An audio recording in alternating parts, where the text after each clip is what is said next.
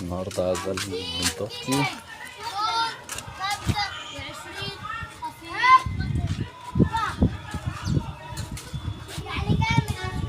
لا بتقول لك حطها عند حمر عبد.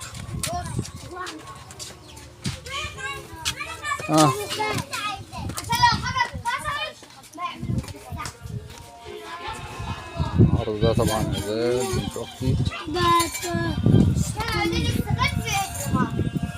بيت حنين القمر. النهارده عزال مين؟ مالك. يا ابليس يا صغير. عقبالك يا سوسو. عقبالك يا قمر. عقبالك اللي بتعض ابني. لا مش هتاكل.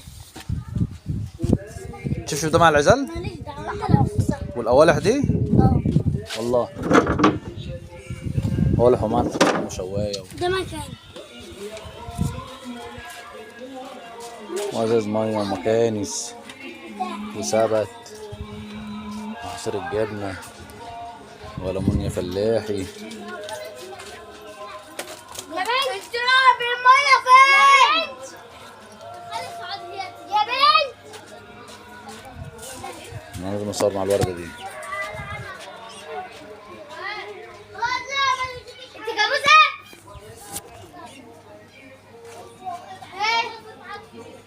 في حاجات انا مستخبى في النص هنا.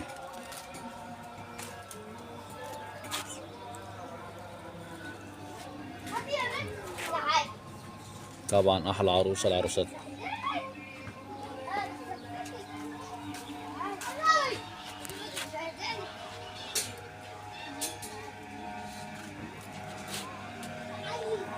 طبعا ده لسه خش هنا.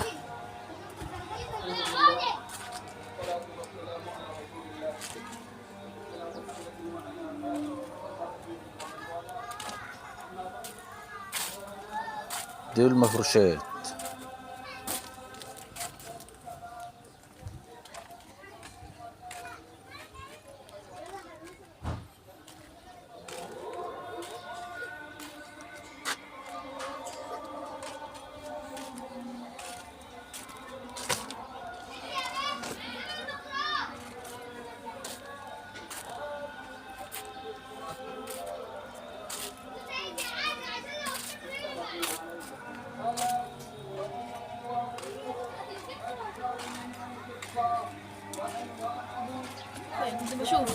هنا اهو.